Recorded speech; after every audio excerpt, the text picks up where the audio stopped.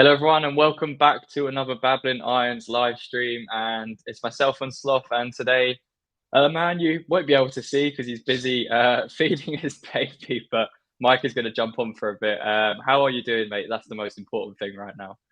Yeah, I'm good, mate. I've got less stress raising a premature newborn than I have following West Ham's transfer activity. I'll give you that for sure. I mean, to be honest, I believe you because it's just been absolutely, mate, just Carnage. unbelievably. Carnage is the best way to describe it. We've got so much to go through this show. So make sure to stick around and let us know in the comments how you're feeling about West Ham right now. But Sloth, a bizarre day that started kind of last night. We're going to go straight into it. Lucas Paquetta to Manchester City. We did our breakdown video earlier, so go check that out if you want to. But let's talk about it now.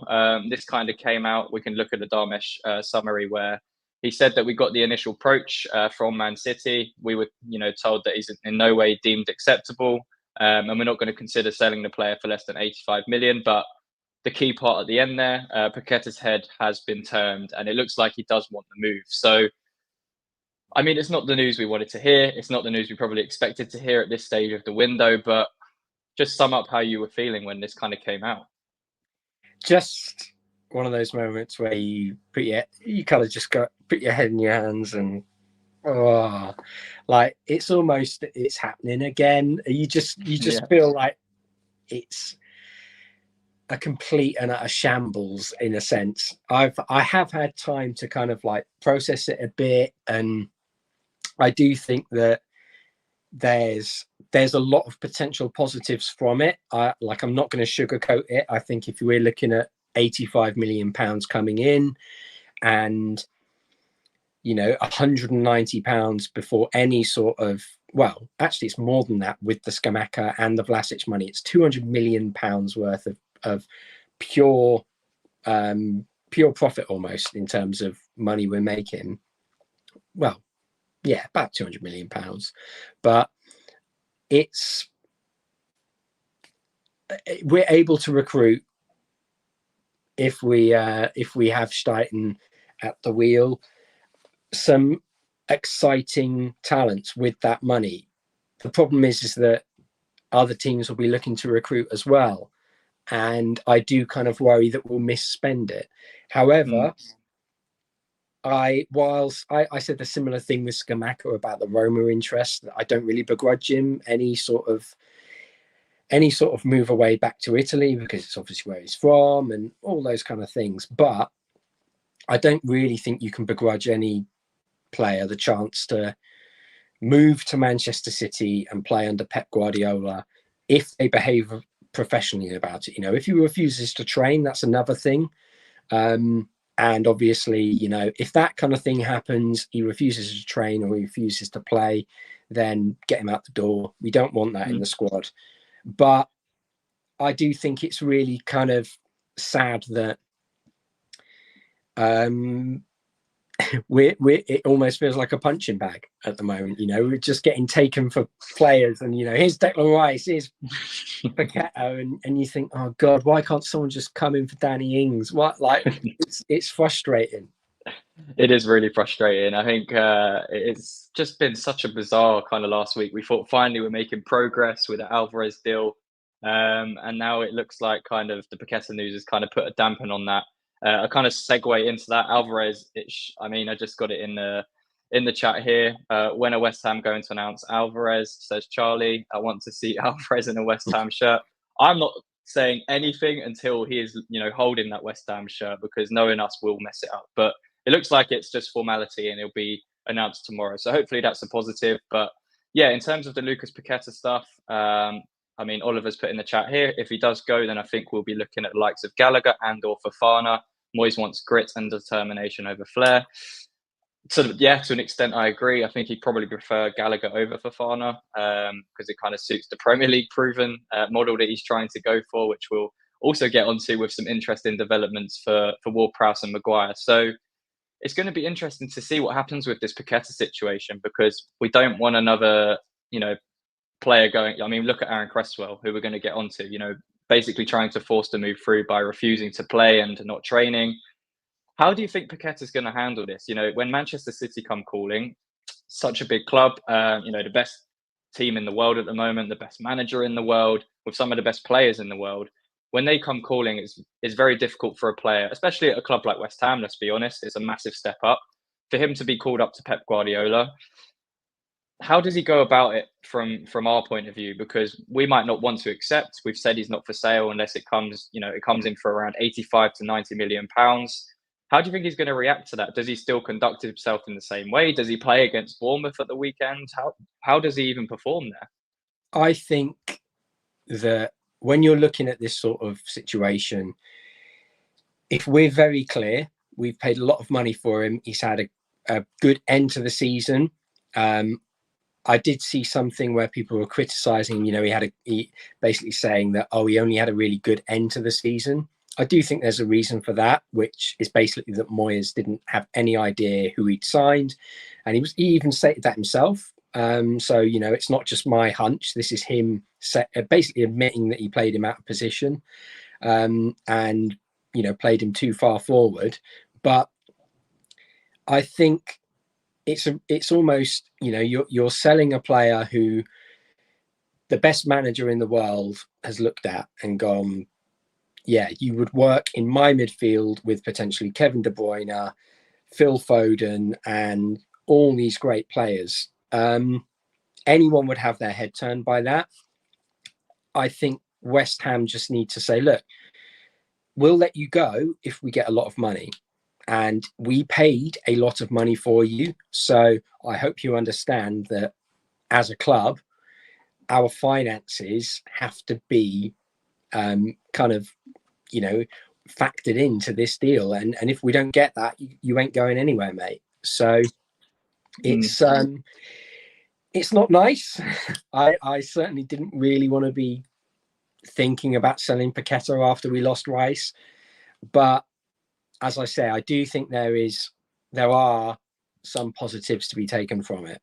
And I'd be very surprised if he'd throw his toys out the pram, just from what we've seen from him and how settled he is.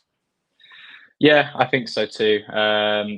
It's difficult to tell because he's only been here a season, but from how he's performed on the pitch, but then you'd kind of say the same with Cresswell. I really wouldn't have expected him to do what he's done. You know, he's been here almost 10 years. So it'll be interesting to see what Manchester City officially bid. It looks like there hasn't actually been a formal bid yet. It's just been the initial talks over a deal. And, you know, Paqueta's now become aware that they're interested. So he's obviously going to be keen on the move. So it'll be interesting to see what their first bid is and how high they're willing to go. Because if we're West Ham now, we have to be very, very strong on our stance. You know, with less than 3 weeks left of the transfer window, really.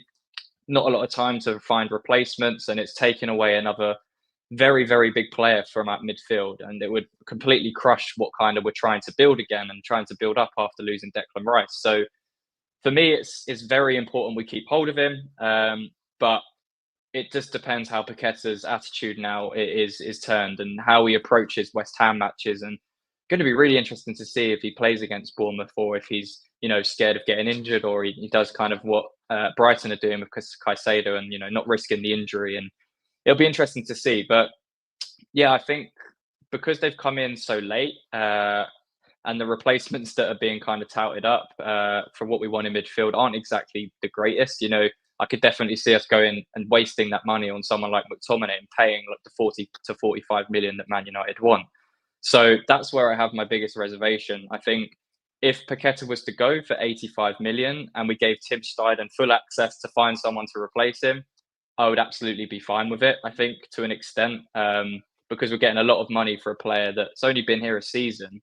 And let's be honest, he didn't perform to the extent of raising his price tag by 35 million. Absolutely no way. Although he has the potential to do that, he didn't. Whether that's through Moyes' misprofiling and mismanagement, or whether it's Paqueta's individual performances, I think it's a bit of both. I think there's blame on both sides. But under Moyes, it's just so difficult to build something like this. And you know, with Alvarez potentially coming in officially tomorrow, this was the chance to really set our foot going forwards. But yeah, let's kind of move away from Paqueta because, again, it's still initial talks. There's nothing really concrete, but something that has been concrete and has come out today is the James Ward-Prowse stuff. Obviously, it was kind of, we walked away a week ago. We were ready to end the interest. I never believed that for a second. And now it looks like we've gone back in. We've got the fee agreed for around 30 million. And now it's just been confirmed that the personal terms have been agreed.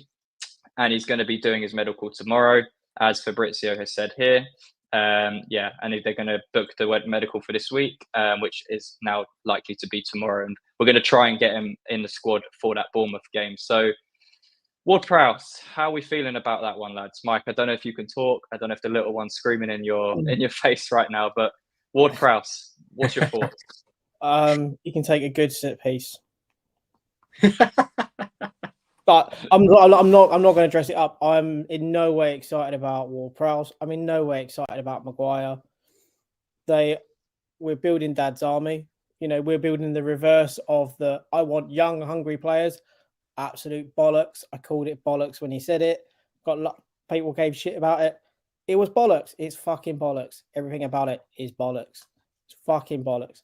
But anyway, he can take a pass. He's an honest player, as Danny Murphy says. Translation, he runs about, puts himself about. There you go. That's James Ward-Prowse. He'll put himself about. He's an honest lad. Apparently, he's a great captain. Don't personally see it. I don't think he's a great captain at all.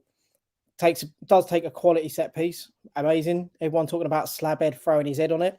He scored like 2 goals at Man United last year. It's just like, it's building the squad to be so one-dimensional. We have no pace out of in transition. There's this constant, but now he can feed Paqueta. Paqueta might not be here. So who's he going to feed? He's going to feed Bowen. Okay, well, Bowen's got to get in a position to receive the ball. Or is he going to feed Ben Rama? We don't even know up front. We've got Antonio wants to leave. Danny Ings is Danny Ings. We don't know what Danny Ings we get from day to day. Other one's untested Mubama. So to be honest, what was it? What do we have in transition? Not very much. If we lose the ball, as Sloffer said many times, he's slow. What's to get excited about other than being set piece, West Ham, Stoke, West Brom, FC? We used to mock those clubs for being all about set pieces, and all you see in the timeline is people waxing lyrical and getting excited because we can whip in a cross from a set piece and a corner and potentially score from it. He done well for us for one season, but the football wasn't great. And there were times when those set pieces weren't working. As people need to remember, we were bored to tears and screaming for something else. We're reverting back to 2-3 years ago when we did very well in COVID times. It doesn't mean, lightning's not necessarily going to strike twice. And just by chucking a bunch of big lads on the pitch, it's not necessarily going to work. Like, if I'm going to praise Ward-Prowse, I say, great set pieces. He is honest, which I hate as a term because it's just a lazy term for saying that they run about. And funny enough, why is it only British players that are called honest? Never hear that about foreign players. Again, it's this backhanded compliment that also then just kind of beats down foreign players or non-EU players. It really annoys me. In terms of Ward-Prowse coming in, just to kind of add a comment to it, what does it mean for Soucek? Because we're talking about Ward-Prowse coming in for set pieces. Obviously, Soucek, that's his forte. But then you've got Paqueta potentially leaving, or if he does stay, then you've got Alvarez coming into the midfield. Where does Soucek fit into this? Is Ward-Prowse going to be the Soucek replacement, or can you see him partnering? He probably fits into Fenerbahce, mate. But I'm not even being facetious. Like, there are talks with Fenerbahce about Soucek for it's probably going nearish 20 million mark. Soucek will likely go. He's not at the moment signing a new contract. There's not been really any talks either about him having those conversations. Moyes stopped him from getting a contract last year. There's rumours he wants out.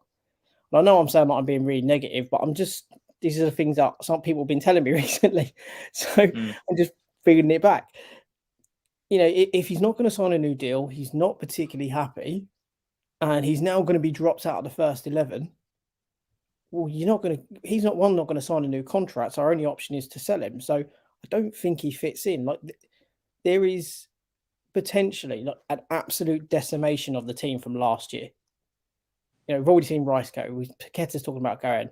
Cresswell's had a very open AWOL and gone mutiny against someone you didn't think he would do that against.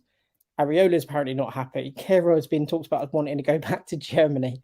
Soufal is constantly suggested he's not happy with the style of play. Obviously, Paqueta said the same. Flynn Downs is not happy with not playing, and he's apparently going Sunderland. Benrahma, we know of those issues there. He's been rumoured to be wanting out. Cornet doesn't get on with boys and also wants out. Antonio wants out. Danny Ings has even been rumoured to go back to the Championship. That's practically our entire squad I've just named there, all looking to leave. Oh, Ben Johnson has also been a player that I said not to be happy, wanting out. 6 players of our current squad, their contract ends next year. End of this season, they end. So we either sell them, get them on new contracts, or let them go for free. There are our options. We are in an absolute clusterfuck of a situation with 3 weeks to go. Yeah. It's going to be interesting to see how we move forward. I think a lot of it will depend on this Paqueta move.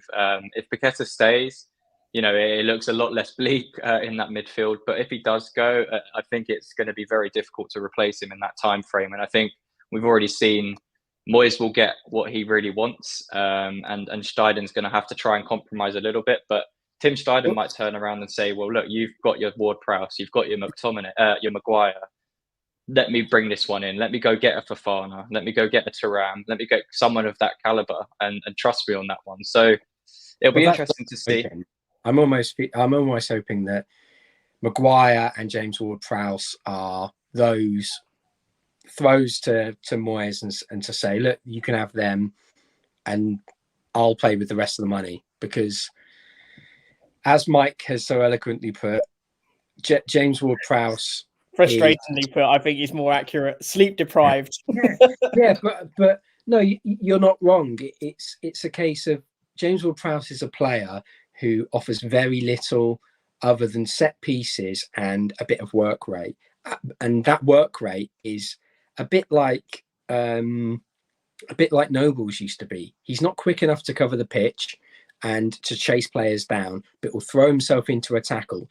And if that makes a difference or not is up in the air. It's completely kind of by chance. And I just think, look, am I happy we've got him? No. Am I going to support him? Of course. But I just really hope that if anything does happen from now on, it's a case of Steiten is given the money. We move completely away from this boring list of targets that Moyes has got in forms of McTominay, and this notion that we have to play one way, because as Mike said, we are going to get burnt for pace in so many areas of the pitch. I watched the Charity Shield at work with quite a few of the patients, and I was just sat there thinking, when we play these teams, we're going to get blown apart because they are so quick. They move the ball so well.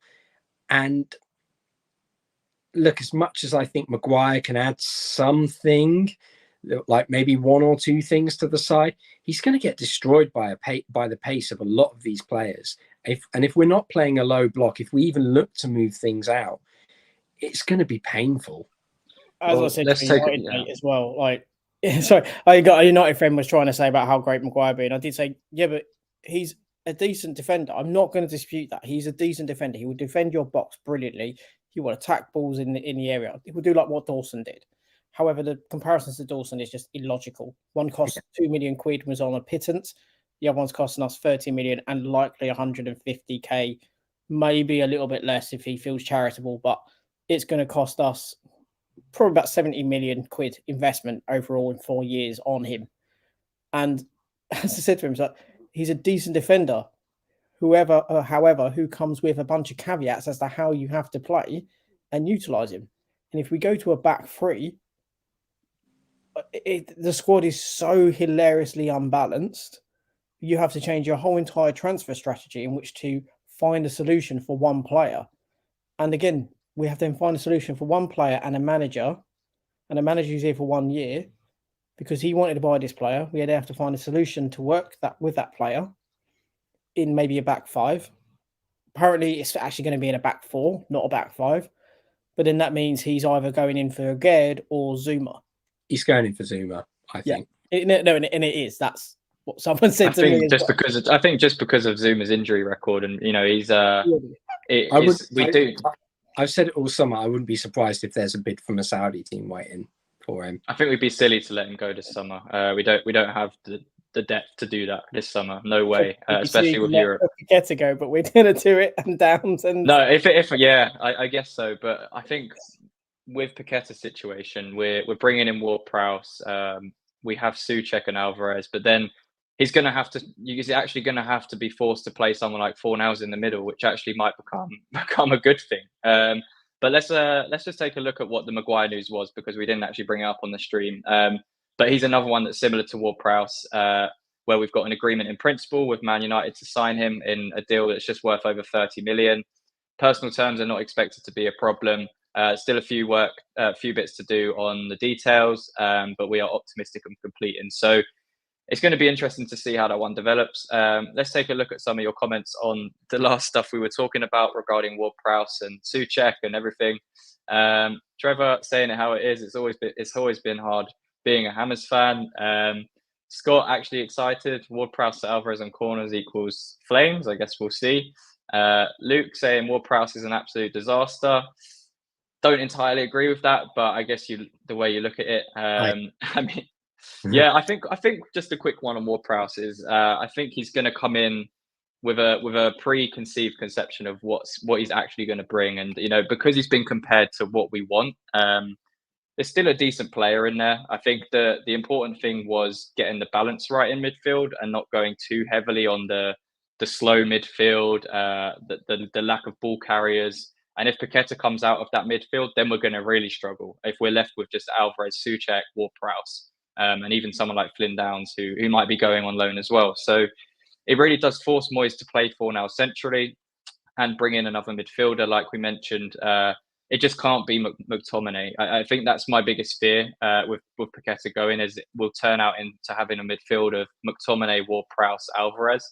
That would not work at all. That would be an absolute disaster, Luke. I would agree with that. So, and again, for what you say here, as is Moyes, as long as Moyes is at this club, we will not progress. I think there is quite a lot of elements of truth to that.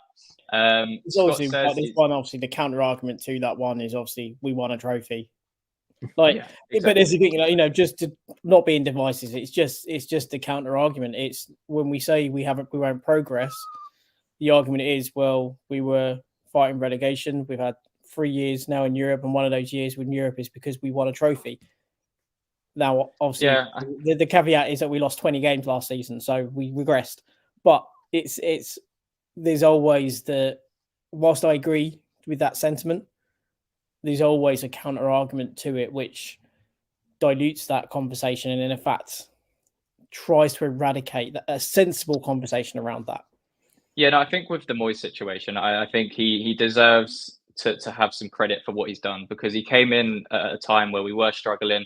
He turned it around. We managed to stay up. And the signings he made, to be fair to him at the time, have worked very well for this football club. Kufal coming in, Soucek coming in, playing Antonio striker, Lingard. They do deserve a lot of credit for what he's done. And like you mentioned, him, though. They weren't, but he was a big factor, especially in the Lingard situation, and he turned out to be, one of our biggest influences. But, Antonio played up front for Bilic. Soucek was scouted with Pellegrini and was then presented, and he even said at the time when the deal was going through, didn't know much what was going on with the deals with Soucek and Bowen, and was pretty much just going, yeah, okay, I'm happy with those guys to come in. So I'm all for praise, but okay, even with that though, he managed to get us a 6th finish, a 7th finish, and a European trophy. That is praiseworthy. What I mean is just sometimes we rewrite history in which to suit our agendas, and I'm not rewriting it to say that Moyes is bad, because Moyes has done a lot of good at the club. I just find it interesting that some of these things, because his players were signed during his tenure, it's down to him, and it's not necessarily the factor with two of the most successful ones in recent years. Obviously, one of them's downgraded essentially now, but Soucek and Bowen largely were to do with the staff that were before, he came in. And let's not remember, it took a long time for Bowen to get in the squad because, again, wasn't Prem proven. The only reason Soucek plays because we needed a midfielder, and Noble was really struggling.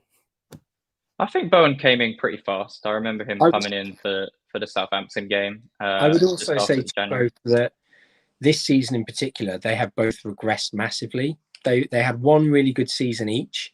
Bowman was unplayable in his first full season. Soucek was unplayable in his first kind of full season. And then this year, they have massively regressed. And Bowen scored a very important goal and he has won us some games at times and got us points.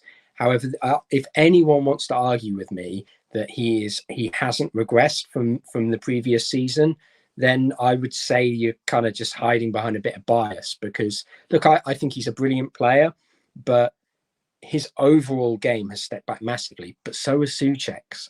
And yeah, I think a lot of the squad have, to be honest. I think the only reason that the two talents we're talking about in terms of Rice and Paqueta are worth what they are is because of how good they are. It's not a case of Moyes has coached them and made them raise their performances. No, they're just really, really fantastic players, and they've progressed us. Zuma was a great defender at Chelsea. He was just hit by injury. He was a great defender when he went to Everton on loan, and I would say part of my problem with Moyes is that he doesn't progress players. I can't think of a player that has come in and constantly grown in their time under him. I don't know if I agree with that. I think he has developed some players in his time. I think Antonio at West Ham. Antonio is an example of what he got the best out of him. But if the best out of a player is 10 goals in a season, then I'm sorry, they're not 10 assists. They're not a Premier League forward. That's 20 goal contributions in total. That's good return. It's good return, but it's not good return when they're your number one striker and their job is to get goals. It's this but idea. Then people will just look at goals and assists. Like Antonio did a lot more that season, other than the goals and assists. He did, but what did he do this season? No, I agree. This season has absolutely been regressive. I'm talking about constant progression. I'm not just saying about having good seasons under him. I completely agree that Moyes isn't the long-term solution. We've been in agreement for that for so long, but I think people are forgetting what he did in that 2 to 3 year period before we regressed this season. And we're sitting here saying we regressed. Yeah, we did in the Premier League, but we still won a European trophy, regardless of whether we were one of the favourites. We still won that trophy, and we've still got European football again next season. So there's the argument, you have to play both sides to it. Although Moyes is definitely at fault for a lot that's happened this transfer window, especially, and what's going on. And the signings are questionable that he wants over some of the other targets that Tim Steiden's presenting him. I think that's the biggest issue with. Right. Yeah, I think that's the issue with most people with Ward-Prowse and Maguire. It's the fact that they're being chosen over different targets which are better and younger and let's see what Eamon says here. To be fair to this comment, me and Sloth have said many times, we want to be wrong. Anyone who says they don't want to be wrong in football and are going to sit there and stand behind an opinion that ends up proving to be wrong is a fucking idiot. And none of us are going to sit there and turn around and go, no, I'm still standing behind it. They're a poor player. I want to be wrong on Maguire. I want to be wrong on Moyes. I want to be wrong on James Ward-Prowse. Because if I'm wrong, they're doing well. And I'll happily eat humble pie and apologize. I did the same with Dawson. I don't care about being wrong. Because the truth of the matter is, if we're wrong because we've been negative, then it's going to mean that we have to be positive later on, because quite frankly, we've done really well. So who cares if we are wrong? I really don't care about this points thing of wanting to be right or wrong. I just, at the end of the day, want to see West Ham do well. And if a player comes in and completely changes my view of them, fair play to them, especially if it's obviously for the positive. If it's to the negative, then I'll have to admit I was wrong. But that's what football's about, right? You have an opinion. You stand by your opinion until someone changes it. And if you're wrong, brilliant. Happily sit there and go, yeah, I was wrong about that one. Fair play to him, because that's what football and what everything should be about in life. It should be about, if you're wrong or if your opinion changes, you stand up to it and say, yeah, my opinion changed and this is why it's changed. I think that's the whole point in football, and we all want what's best for West Ham, whether you like a player, like a manager, all of that stuff. Ultimately, is irrelevant. We all want the same thing. It's just how we get to there, and that's the point. So how do you guys perceive the Harry Maguire signing if it does happen? Do you think where does he rank among Egerd and Zuma then? Do you think he's better than either of those two? Do you think he should start? Go on, Tom. Look, if you want me to be totally honest about Maguire, I think it's a disaster of a signing. I don't think he's a bad player, and look, I think a lot of the stuff about him, I think it borders on personal abuse just because people like to make fun of him. And I think that's unacceptable. You can do whatever you want in terms of criticizing a player. Some of the idiocy that he has done, the whole clip of him when he's stretching and kicking his leg up at the back, and then he does exactly that at a corner and catches Paul Pogba and causes a blood injury. It's idiocy. But don't abuse the bloke. I think that's pathetic. Just like I think players going on strike is pathetic. But it's a case of you're buying a bloke for £30 million who didn't want to be here, and then has 180 grand a week, 150 grand a week if we can get him to be charitable and come down a bit on the wages. Potentially no resale value. He's had a bit of a fair share of injuries as well. And in my opinion, personally, I think this notion that he is a great captain is diabolical. It's so misguided. You look at what's happened at Manchester United over the last 4 or 5 years.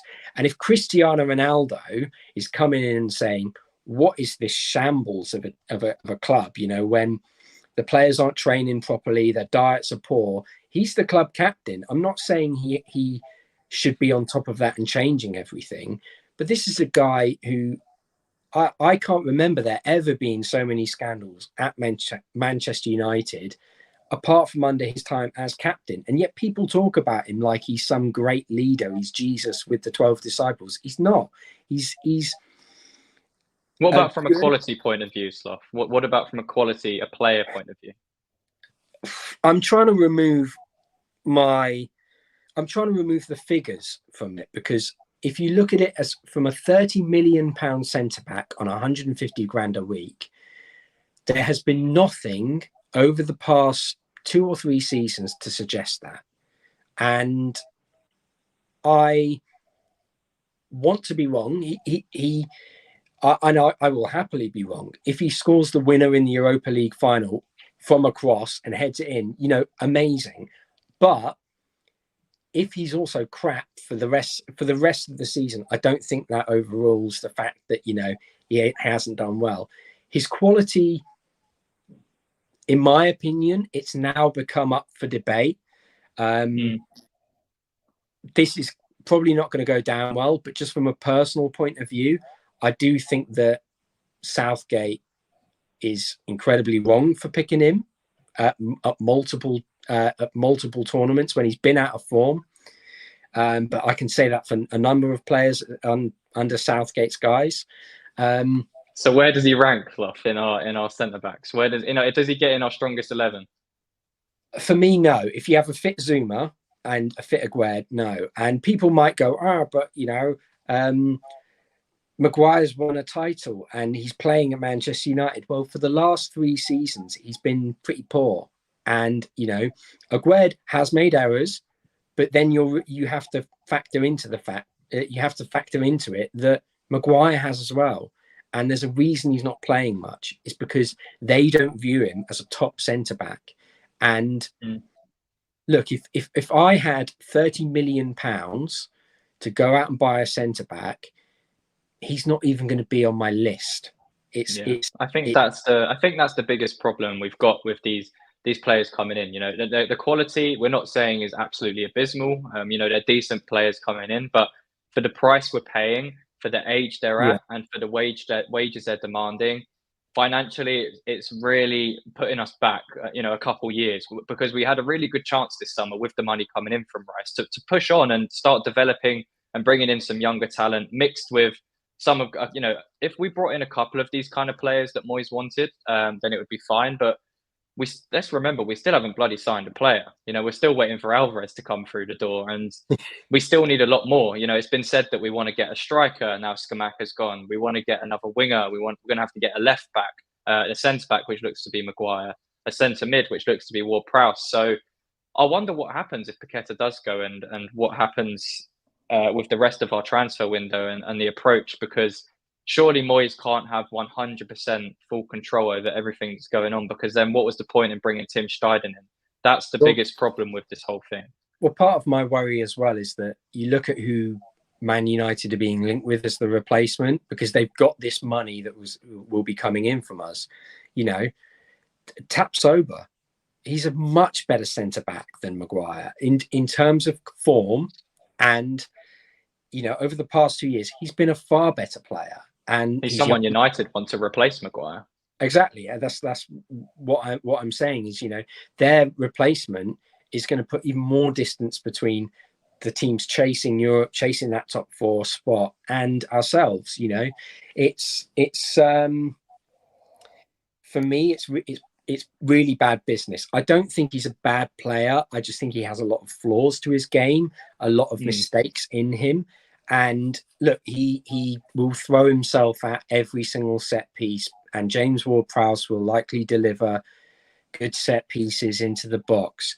But both of them have flaws from open play that I think could be addressed far better through other signings. Yeah, I think as well, the biggest thing that Moyes is saying why he wants Ward-Prowse and Maguire, one of the biggest reasons for that is they're leaders, and he wants to bring them in to make one of them captain. Now that says a lot about what he thinks of our current squad and the lack of leaders we actually have in that dressing room. And he feels like none of them are really up to the task, that he has to bring in someone like Maguire or Ward-Prowse, who we've said aren't really, they haven't proven to be amazing captains. If we look at the rumours, the players don't think he's up to task either, because there's been rumours of... Neither does Sullivan, because he weren't given an extended contract. He's only got 1 year left. I know, but this is how kind of funny is that, right? We don't have a captain.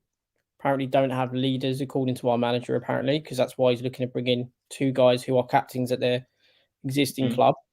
We have a number of players, including last year, who challenged his authority, Moyes' authority, that is, and were rumoured to have obviously spoke to the board about his style of play. And this is one of the concerns that's been brought out about Paqueta today, again, raising concerns about our ambition, a relegation battle, and also the style. So even the players and so on are even challenging his leadership, essentially. And I'll tell you what as well, Mike, just to step in, that there was reports that this came out today that the coach, Mark Robson, has agreed to join the staff of Wolves under Gary O'Neill. So that's another coach that's left Moyes this summer.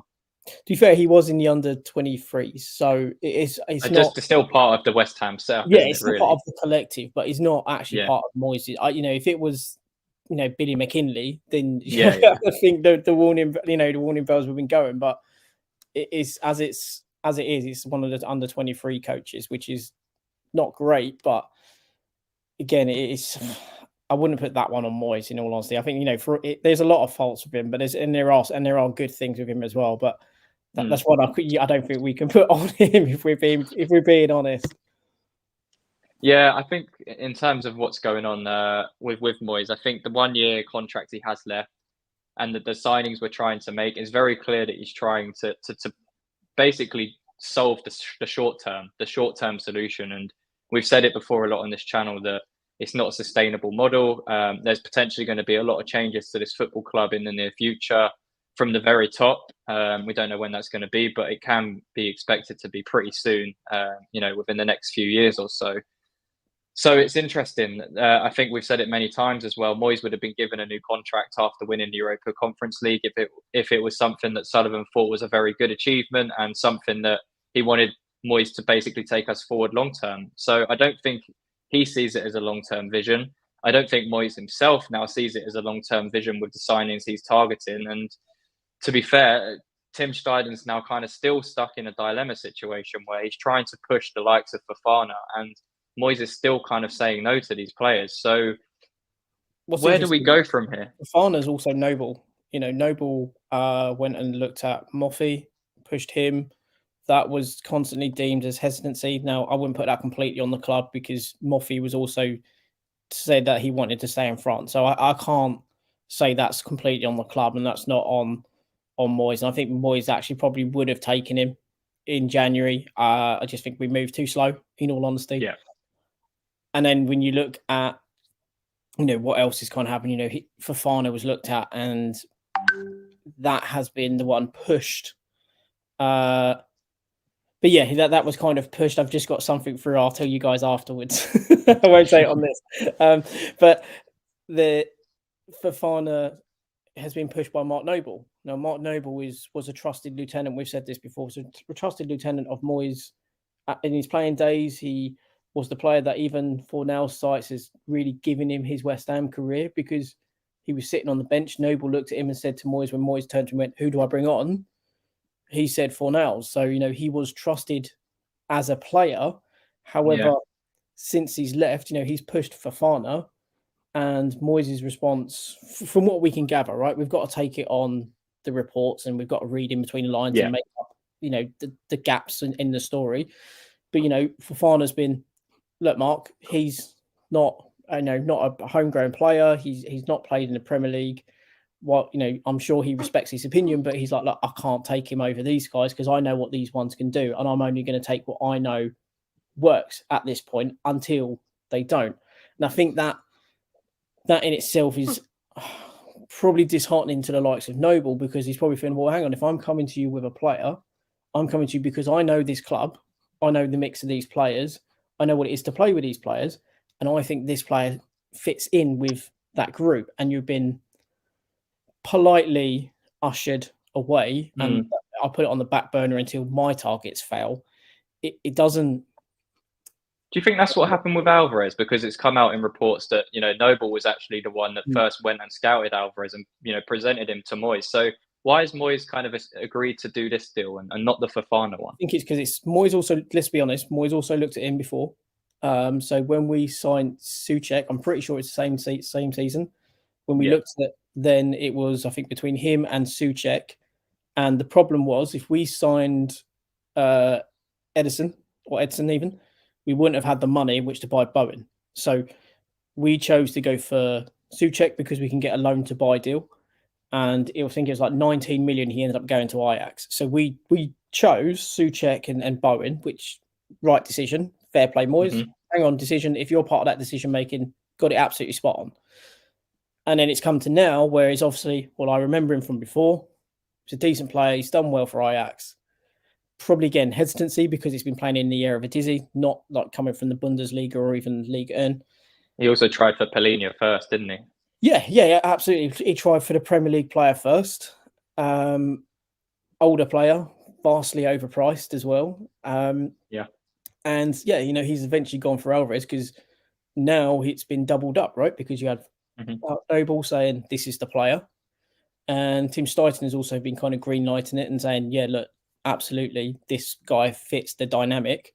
And obviously Fofana, so they've been clearly painting a picture as to Fofana, Alvarez and Paqueta is the midfield that really gets us ticking because there's not only progression in passing, there's progression in ball carries, and there's a good creative element within there.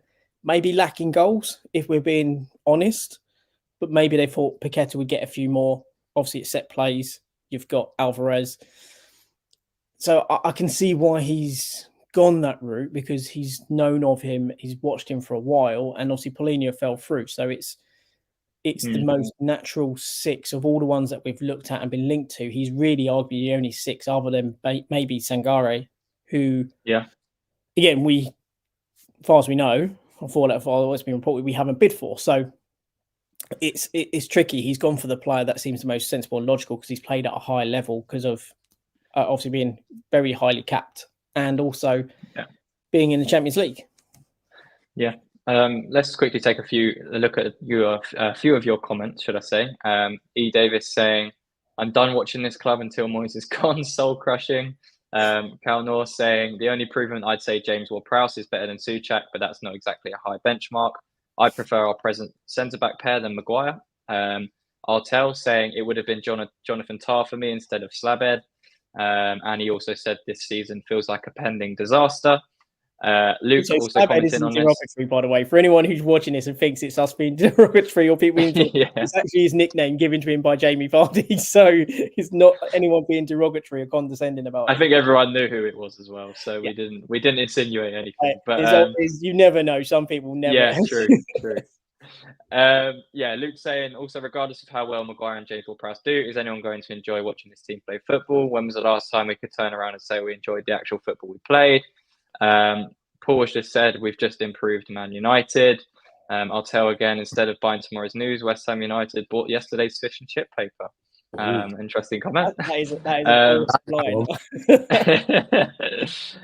line. Carl Stokes here. We spoke about it a little bit before, but he's saying, so what's the formation going to be? Is it going to be a 3-5-2 with Maguire, or does Maguire come into a back four? Because we don't actually have a right wing back. So we only have one left back. Cresswell's going, so we haven't even a left wing back. This is what we're saying. I was saying that I guess Emerson could play there. It's that fundamental, the unbalance. We maybe ask Cornet to play left wing back. Now, do we play? Well, there was actually one interesting link that came out yesterday from Steinberg saying that we're interested in Ian Maatsen. We did a breakdown video a few hours ago, so go check that out to learn more about him. But are you, Frankie? Thank you. I've been practicing, Mike. Don't worry, while you've been away. But I think that's an interesting deal. He obviously isn't more of an attacking fullback, especially when he was playing on loan at Burnley last season. Absolutely smashed it in the Championship. Still only 21, would count as homegrown. That would be an interesting deal to see if we do that. It looks like that will happen to replace Cresswell. So let's talk about Maatsen for a moment. What would you guys think about that move? I like him. I think it's good. I think he smashed it for Burnley. He gives us a lot more pace and a lot more energy. As you mentioned, he also has an eye for goal, which is great. 1 year contract left as well. 1 year left, so could be a cheap deal. Someone was making the point about the Dawson deal. I think we got him on loan. I completely forgot we got him on loan and then bought him, I think, in January. So again, it could be same kind of thing. I think Moyes like the fact he's played in the UK and under company. So I don't know. It seems good, but go on as you go and stuff. If it's say under £20 million, I'm fairly happy with it. I think he is small, and I am really surprised that Moyes is Moyes of all people is thinking, I'll sign this young lad. 5'6", shorter than Cresswell. 5'6". But I do kind of think that there's so much talent out there. We look at the sort of price being rumoured for someone like Borna Sosa. If we're going for a left wing back, personally, I think he suits us a lot more. He would maybe add to the Set Piece FC standalone as well, because he's got a hell of a delivery on him and a hell of a set piece. So I do kind of think that he's maybe just more factoring in the homegrown element. But again, he's 21, sees when the season starts. Yeah, I think being pacey, being athletic, and having that eye for a goal, there's not really any negatives with this. I think it's a good signing. I think it is a good sign. I think the only problem is we talk about homegrown, but unfortunately, because he's 21 at the time the season starts, it technically doesn't need to be registered, so not homegrown. Obviously, if he's 22, lovely. I think again that's also one of the driving factors for Maguire and obviously James Ward-Prowse is because again, if you're removing a homegrown element like Flynn Downs, you're upgrading that with a homegrown player. And I will obviously, Flynn Downs is obviously upgradable, and bringing in Ward-Prowse for him is a huge upgrade. And obviously, Ward-Prowse is an upgrade, obviously, coincidentally, on Soucek. So it goes into 11. But I think that's also maybe the element of if we are removing a homegrown element from the team, we're bringing in one that ups the level somewhere else. Because I think there's going to be still quite a level of rejigging in the squad because we need to have 8 homegrown players and then obviously 17 international players we can have. So there's going to be, I think within that, we're still going to see quite a few chess pieces moving around and players coming in, I do get concerned that a comment raised by it might have been Sean saying that we're looking to get several players sorted. Yeah. And then we're going to target something else within the squad. So it's like, let's say, for argument's sake, we're bringing 6 players. We struggled last season with that. Maybe 3 or 4 of them in the first team. Maybe 3, probably at a push. So the rest is within the squad. I think there's maybe a realization we need to rotate more. Which, if Moyes has learned that, 100% brilliant, well done. Like it's been a long time coming, but certain players were overplayed. And if he's come to the realization that he needs a bigger squad and 2 players per position, fantastic. I'm all for that. And that actually leads me into the next thing I was actually going to raise, Mike. We've been speaking a lot about the midfield. All these positions. The focus has been for this campaign and last campaign. We still haven't got backup for Bowen on that right hand side. Cornet can play there.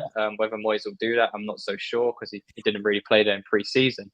Is that something you guys think has gone a little bit under the radar and something we should probably address this window? I think me and Sluffer talked about it constantly. All of last year, we didn't have someone there.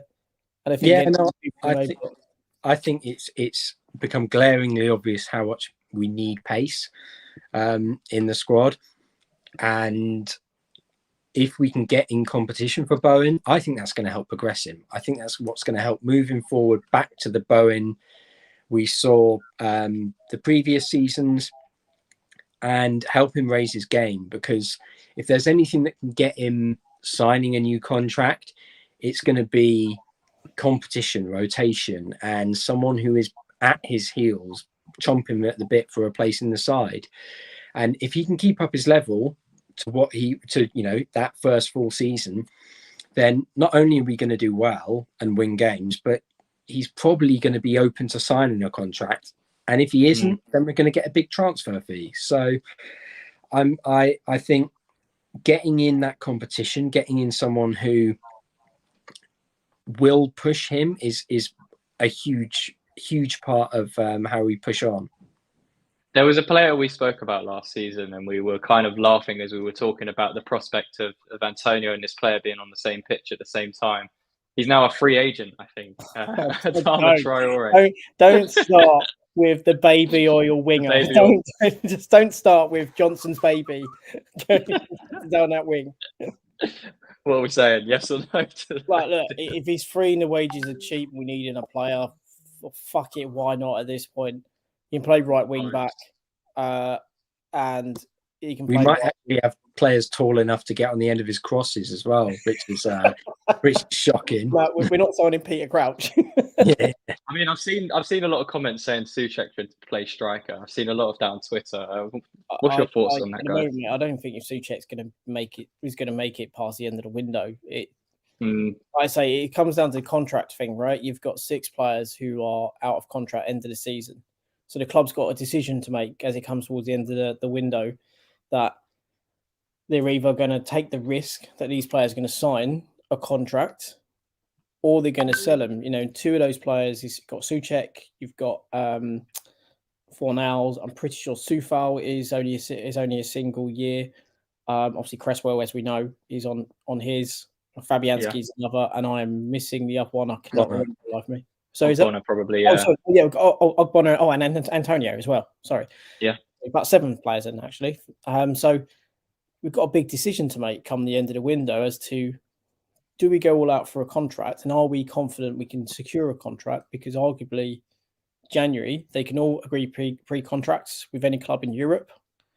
Or do we, try take that chance? And it's just to go into. We've got to also think about what comes next summer as well. It's not just about this summer. We've got to set ourselves up for the following summer as well. That's what every summer window is about. So we've got 7 players that are nearly out of contract.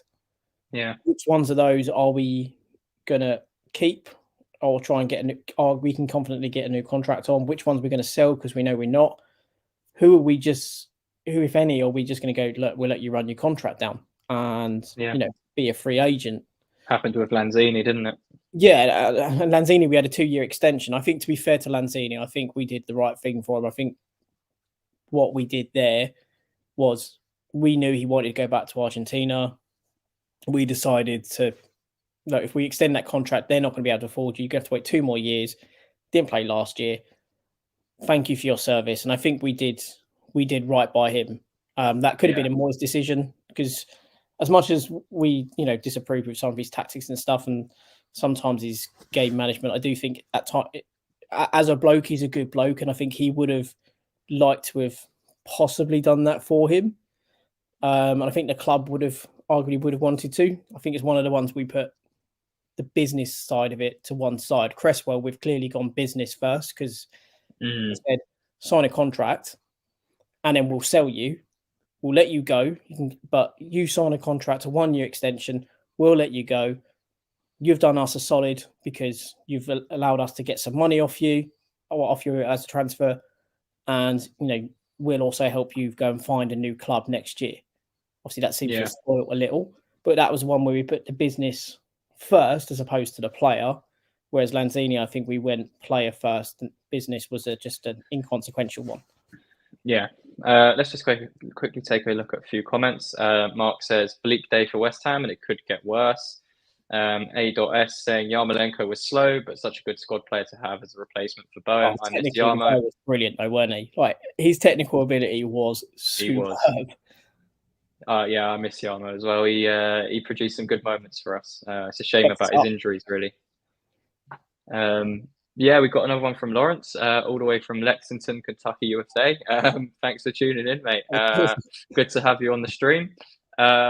Let's try to give Lawrence some positivity. He's tuning in. Let's give you some positivity. I think let's talk about doing all right.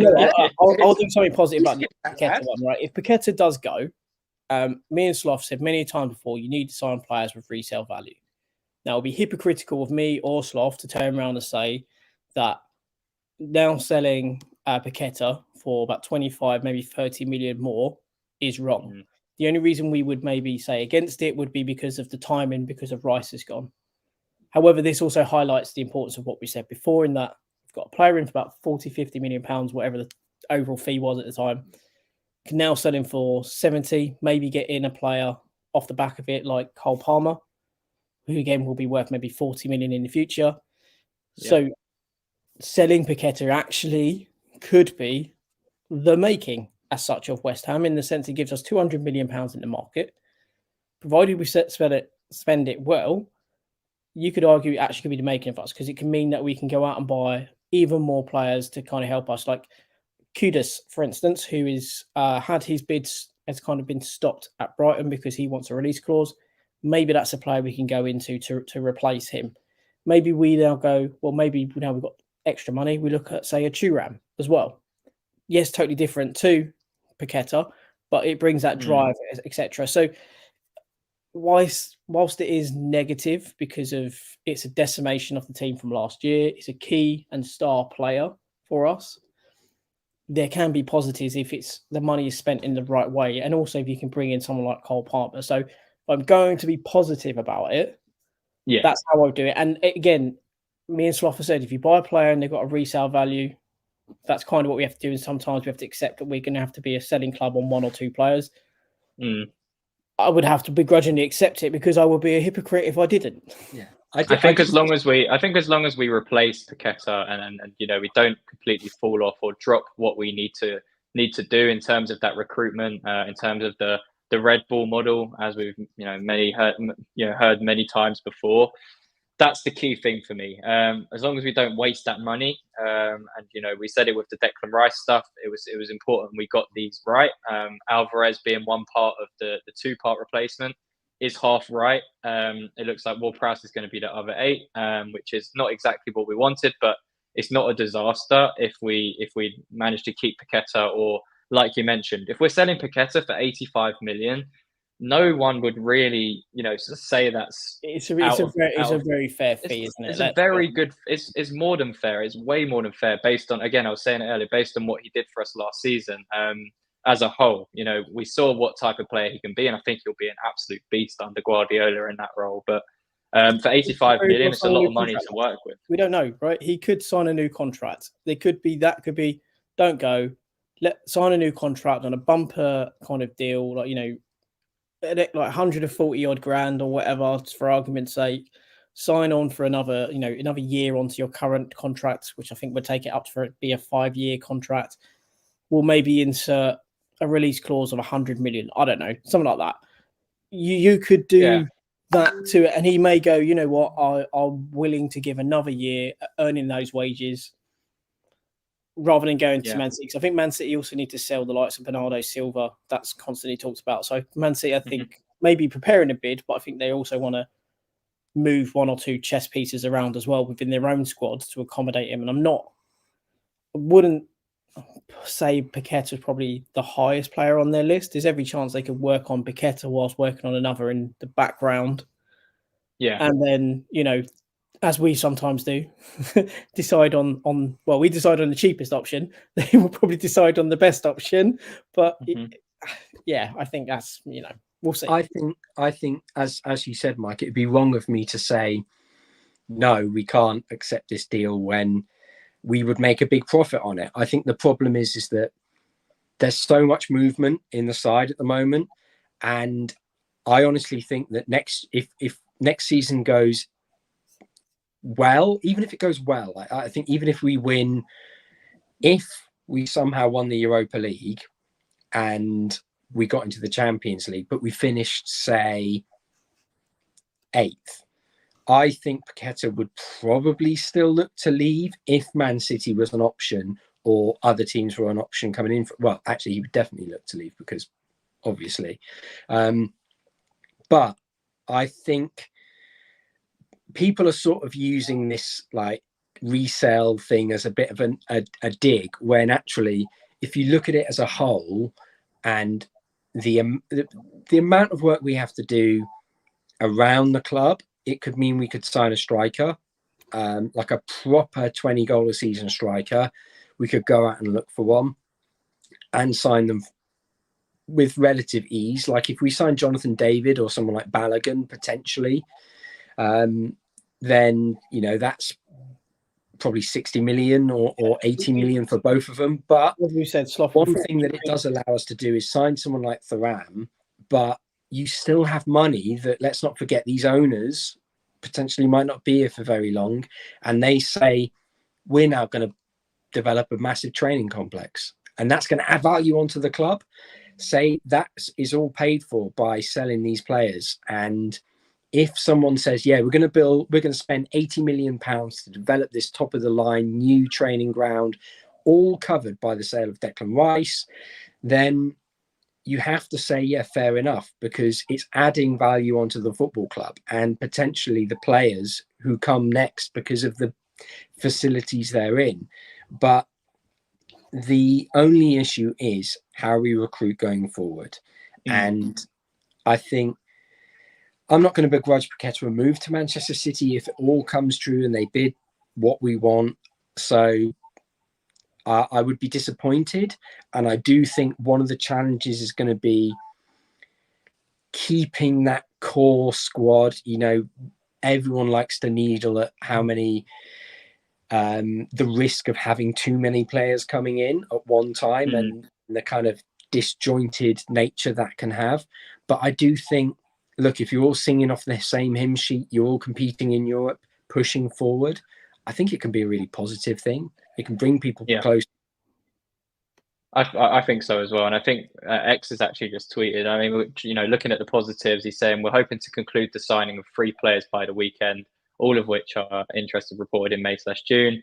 Appears that Moyes also has the ultimate say on who we bring in still, again, despite the rumours to the contrary. So I think that's going to be the key thing.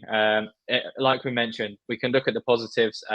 There's going to be a lot of money to play with this window if Paqueta goes for 85 million. That's the thing. But we've also lost 2 valuable assets, so it's how we replace it. But I mean, it's brilliant, isn't it? Let's be honest. If you sell those 2 players, you can essentially restructure your entire squad, regardless of whether we think we've got a manager for it or not. Restructure an entire squad, go and buy high quality players, you know, 4 or 5 players at 40 million pounds a pop, and you've not paid a penny. But it's all come for player sales. And this is kind of the point of why we've always said about the resale thing, because it's you can go and do that and buy these high quality players that then also in turn improve their value. So it actually becomes a bit of a self-sustaining model. That's the whole point. Why we clubs always talk about it. But from a board perspective, bloody brilliant, right? That's why they don't care about spending £30 million on Maguire, £30 million on Ward-Prowse. One, because they maybe don't think they're going to be here to potentially have to deal with maybe selling them in 1 to 2 years if a new manager comes in. And also, I haven't had to fork out 30 million quid because that's off the Declan Rice money. I haven't had to add an additional budget. That's what that's come out of. That's come out of money accrued already. So,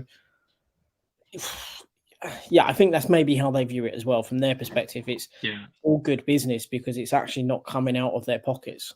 I'm also hoping that, we think about what Tim Steiden's been brought in for, and we've said it before, he's very good at finding, players that are maybe gems, as you will. They're players that aren't particularly, the highest caliber in Europe right now or well known about, but he'll bring them in and he has a very good eye for talent. So although we might be spending 30 million on a Maguire, you might be allowing now Tim Steiden to spend some more money on some of the younger players or some of the players he thinks are good for the future of this football club. And, looking at the long term, if you think past Moyes, he's still going to have an impact. And you'd like to think Tim Steiden will be here for years to come. So with the money coming in, it's hopefully going to be a good thing. So again, it's all conjecture at the moment. We don't know what's going to happen with Paqueta. It looks like Maguire, Ward-Prowse and Alvarez are going to be the free signings, hopefully, that we make before the weekend. And we just have to wait and see what happens after that. I hope we get the blend right. I hope we then recruit some of the players we've mentioned on this channel a lot. And we kind of go for the younger players as well as mixing it with the experience and Premier League proven stuff that Moyes wants. So let's kind of conclude this with something positive. We go into the season in 3 days' time. 3 days, that's crazy. But how are we feeling? I asked you last week with James from E20 Sloth, out of 10, how are you feeling confidence-wise? Has that number changed? I think you gave me a 5. I think I'm still 5. I think mentally as well, a lot of people say about me, but I think a 5 out of 10. Now we got Alvarez, looks like he's in. I'm a bit more confident. And look, I'm not going to be too negative about players that Moyes wants if he wants them. So be it. Get behind them, back the side. But I just think there's going to be something that happens towards the end of the window, whether it's an exciting player coming in or someone who will surprise us in terms of the ability they show. I think something could happen there. I am still a bit nervous, obviously, just because of all the challenges we face in general as West Ham. But I think 5 out of 10, maybe 6, just because we finally got people through the door. Well, not yet, but hopefully it will be a few coming in. And let's just take a look at a few comments before we wrap up. Daniel saying that it's true, money provides exciting options if we had a plan, and Moyes wasn't anywhere near the money. Damn, you got me in the first half, Daniel. I thought you were being positive then. Lawrence saying for 70 million and Paqueta having to play under Moyes' tactics, we sell him. I think we will probably sell him if we get a decent bid. I think it needs to be pounds or dollars though, because dollars means it's about roughly what we paid for him. It'll be pounds. The exchange rate's crap at the moment, mate. That's probably about probably more. It's probably 72 million quid or something. Yeah, probably. Let's see what else we got here in the chat. Daniel saying we have a manager with a 1-year contract. Yep, that's definitely a factor into what's happening with these transfers. Lawrence again for £85 million, not dollars. I will fly to London and take Paqueta to Man City myself. The club still needs to be careful due to the FFP watch list. We do, but if we're going to get a large chunk of money in as well, that should help balance the books. Maguire said though, even once we made that Declan Rice sale, that we feasibly could spend 200 million. And I think that was before we made other sales. So I think the FFP one is a bit of a red herring, and we've made 145 million as it stands on sale. So I don't think it's as bad as what was said. But I think, but again, Kieran Maguire could also be talking about Premier League FFP, not UEFA FFP, which is obviously completely different. Yeah, that's true. That's true. Sean saying all we can hope now is that Steiden has some gems up his sleeve. Absolutely. I do expect there to be a few names that come out in the next few weeks, especially from the Tim Steiden side of things. Ian as well saying Fassi on the left wing, Alex Scott central or on the right wing, youth and players to challenge Bowen and Ben Rama. Alex Scott is still there, guys. It's a player we spoke about a lot. Mike, I know you absolutely love him. He's still at Bristol City. Do you think that's a move we could potentially go after?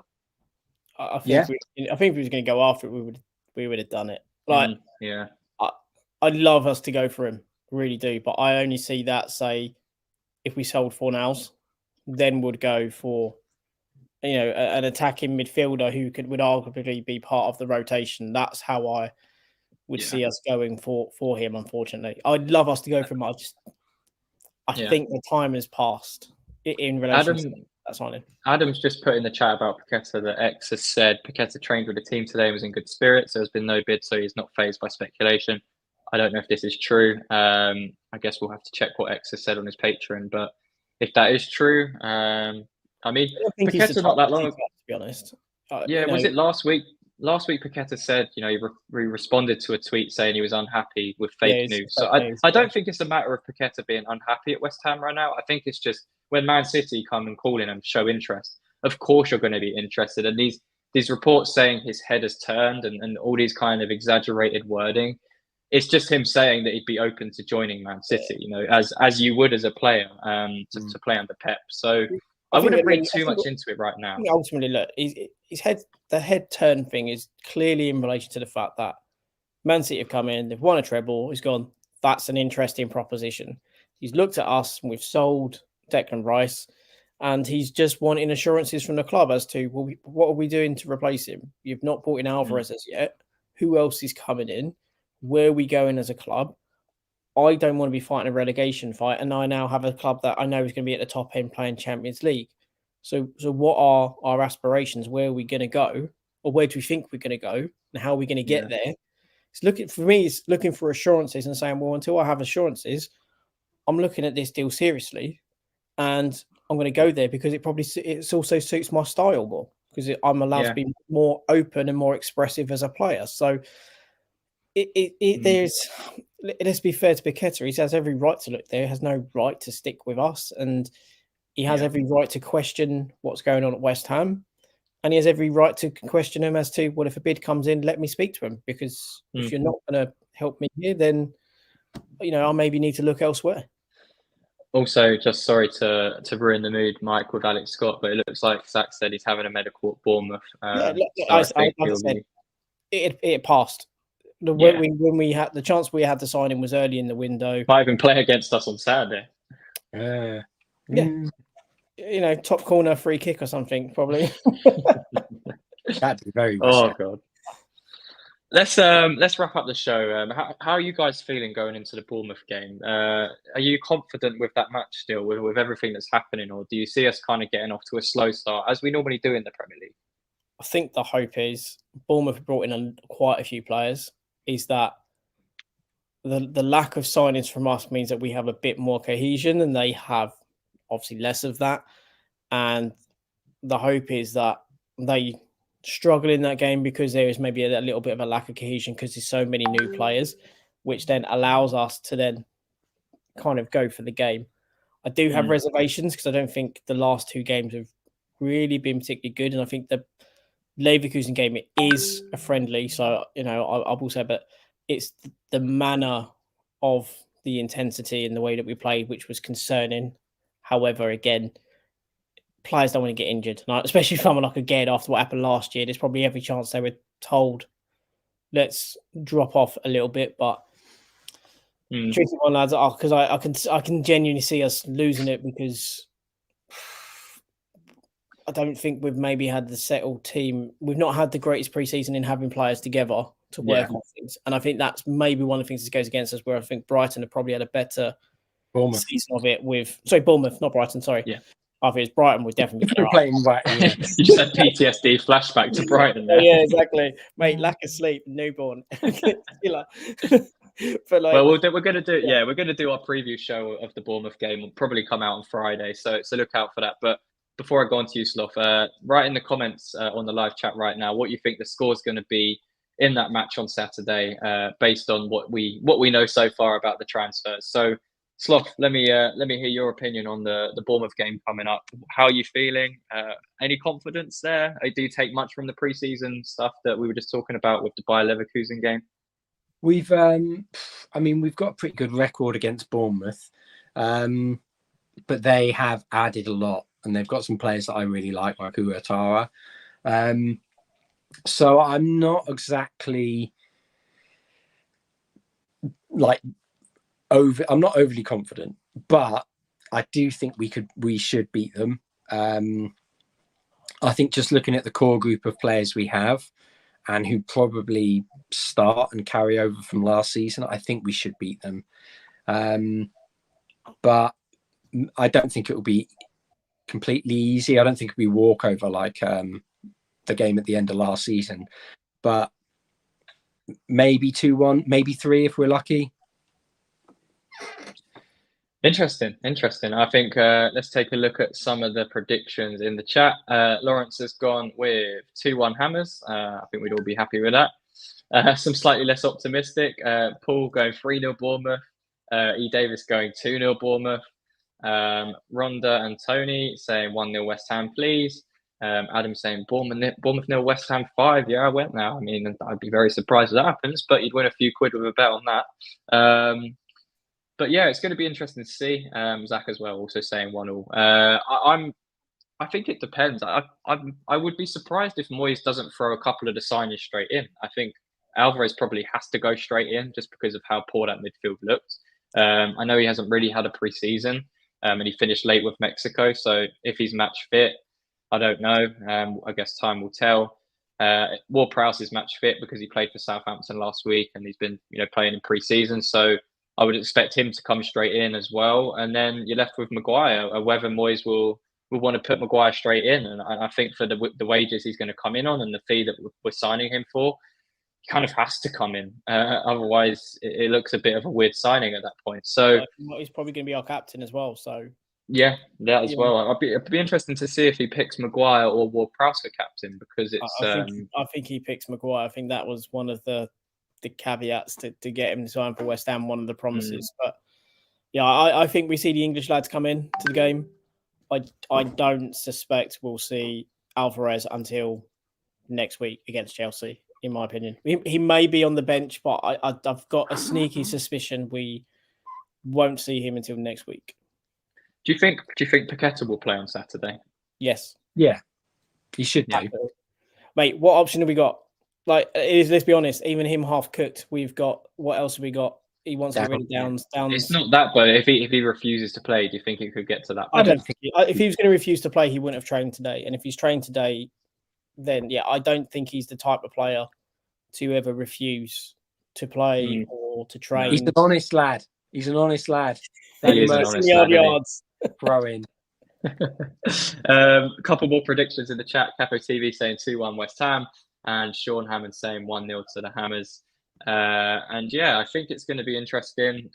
We will soon find out. I guess this has been a longer transfer show just because of how much is going on right now. We'll probably have to do another one at the weekend. We'll have a video going out tomorrow probably, so check out for that. We did 2 videos today, so go check those out. Another shameless plug. And yeah, like we said, we'll have our preview show of the Bournemouth game for the new season out on Friday. And yeah, it's so strange how fast this has come back around. I mean, it seems like yesterday we were lifting that trophy. That was over 2 months ago now, which is absolutely mental. But yeah, thank you for everyone for the interaction on the stream. We just hit 1,200 subscribers today, so another milestone for us as we edge closer to 2,000. So if you haven't subscribed, do go and hit the subscribe button. Leave a like on the live stream as it helps us out massively. And yeah, we'll be back with our video tomorrow. Hopefully Alvarez will sign tomorrow and we'll have some more developments on some other players. And Paqueta will come out with his little fake news comment again, as he did with the news before. But we'll see. He'll be dancing on a new contract and signing it with his studs. That's what he's going to be doing. Yeah, hopefully. Daniel, thanks for the show. Thank you for tuning in. Lawrence, again, I think you were from the US, so thank you for tuning in as well. And yeah, thank you everyone. Leave a like on the video, subscribe, and lads, one thing for us left to say, and that is Come on, you Irons. come on, you Irons.